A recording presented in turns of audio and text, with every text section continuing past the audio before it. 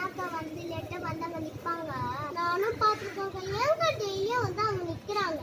ஏன்னா அவங்க வேலையை அவங்களே பாத்துக்கிறதுல லேட்டா இருந்துட்டாங்க. அதனால தான் அங்க வந்து நிக்கிறாங்க. எங்க அம்மாவும் சொல்லுவாங்கக்கா, உன் வேலையை நீயே செஞ்சுக்கணும், நீயே குளிச்சுக்கணும், நீயே ட்ரெஸ் மாத்திக்கணும்னு சொல்லுவாங்கக்கா. எங்க அம்மாவும் அதான் சொல்லுவாங்க, நீயும் வேலையை பார்த்துக்கணும். ஆமா, கிளாஸ்ல எப்படி போகுது? கிளாஸ் நல்லதாக்கா போகுது. இன்னைக்கு கிளாஸ்ல வந்து ஒரு காம்படிஷன் அனௌன்ஸ் பண்ணாங்கக்கா. ஆனா எனக்கு கலந்துக்க இஷ்டமே இல்லக்கா. ஏன் கலந்துக்க மாட்டேன்? நீ கண்டிப்பா கலந்துக்க. எப்பயுமே வாய்ப்பு வரும்போது தான் வராது. நீ கரெக்டா யூஸ் பண்ணிக்கணும். சரிக்கா, இத பேஸ் பண்ணி பார்க்கலாமா? ஹாய் ஃப்ரெண்ட்ஸ், நானும் எங்க தாத்தாவும் ஒரு நாள் பார்க்குக்கு போயிருந்தோம். போகும்போது வழியில சுண்டல் தந்தாங்க. எனக்கு ரொம்ப பிடிக்கும். எங்க தாத்தா எனக்கு சுண்டல் வாங்கி தந்தாங்க.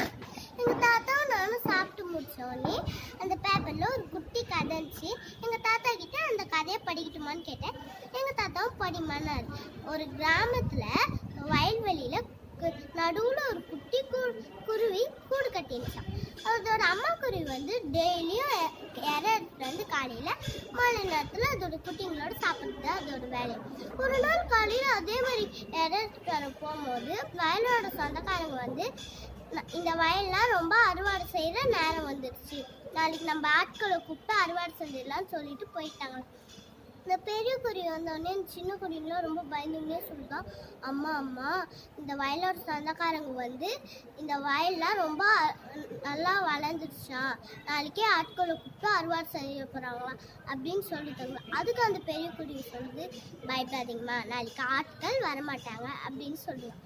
மறுநாளும் அதே மாதிரியே அது வர அந்த பெரிய குருவி போயிடுச்சான். இந்த வாட்டி அந்த வயலோட சொந்தக்காரங்க வந்து, இன்னைக்கு வந்து ஆட்களால் வர முடியலையா, நாளைக்கு நம்ம சொந்தக்காரங்களை கூப்பிட்டு அறுவடை செஞ்சுக்கலான்னு சொல்கிறாங்களாம்.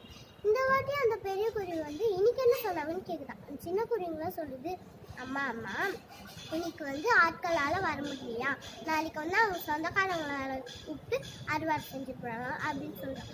இந்த வாட்டியும் அந்த பெரிய குருவி, பயப்படாதீங்கம்மா, இந்த வாட்டியும் சொந்தக்காரங்க வரமாட்டாங்களா அப்படின்னு சொல்லிட்டான். மறுநாளும் அவங்க பெரிய குருவி போயிட்டு யாரா இருக்கிற.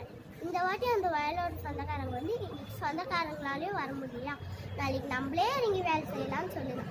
அப்போ அந்த சின்ன குருவிலாம் அவங்களோட அம்மா வந்து சொல்லிட்டான், அம்மா அம்மா, சொந்தக்காரங்களாலேயும் எனக்கு வர முடியலையா, நாளைக்கு அவங்களே இறங்கி வேலை செய்ய போகிறாங்களா அப்படின்னு சொன்னோடனே அந்த பெரிய குருவி சொல்லுதான், சரிம்மா, நாளைக்கு நம்ம கிளம்புற நேரம் வந்துடுச்சு, நாளைக்கே நம்ம கிளம்பிதான் ஆகணும்னு சொல்லலாம்.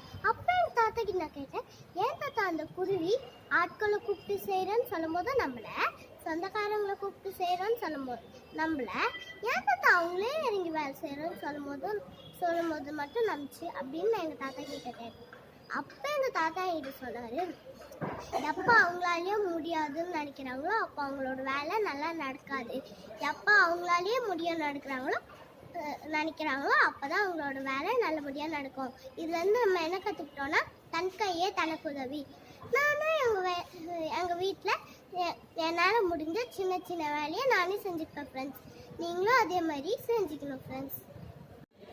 ஹாய் ஃப்ரெண்ட்ஸ், நான் இன்னைக்கு உங்களுக்கு சொல்ல போகிற ஸ்டோரி காலம் பொன் போன்றது. 100 ஆண்டு காலத்துக்கு முன்னாடி ஒரு ராஜா இருந்தாராம். அந்த ராஜாவுக்கு ஒரு ஃப்ரெண்டு இருந்தாராம். அந்த ஃப்ரெண்டு கிட்ட எனக்கு ராஜா கேட்குறாரா, நீ ஏன் எப்பயுமே என் கூட இருக்க, உனக்கு வேலை இல்லையா, நீ வருமானத்துக்கு என்ன பண்ணுற அப்படின்னு கேட்டாராம். அதுக்கு அவர் சொல்கிறாரா, எனக்கு இருக்க எதிரிங்களை என்னை வேலைக்கு போகாத படி பண்ணிடுறாங்க ராஜா, நான் அதுலேருந்து மீண்டு போகணும்னு தான் நினைக்கிறேன், ஆனால் என்னால் முடியலை அப்படின்னா.